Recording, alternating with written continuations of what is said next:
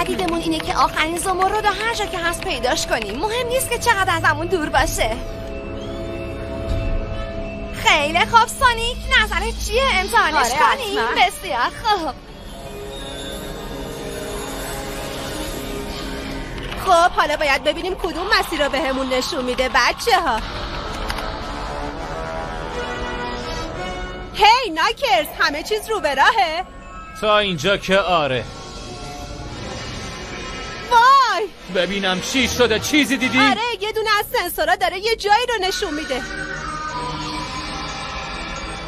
واقعا ازت ممنونم کریس. من که کار بزرگی نکردم. اتفاقا کار خیلی بزرگی کردی. من همه شبا داشتم میگشتم ولی موفق نشدم چیزی پیدا کنم. خیلی خوب دیگه تیلزایی لوستم میکنی. ایمی حالا جاش کجا هست؟ سیگنالو داره از یه جایی به اسم سیاره یخی میاد بچه ها. باید جای سردی باشه. بسیار خوب سیاره یخی، ما داریم میایم.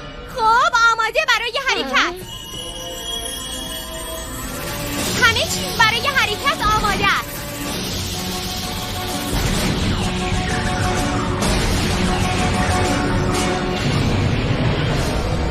همه چیز رو به راهه. حرکت میکنیم.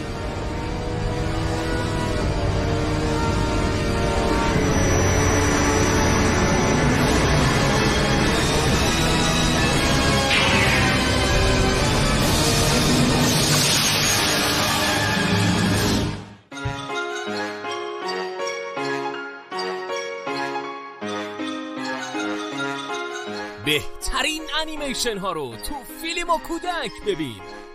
با فیلم و کودک خوش میگذره.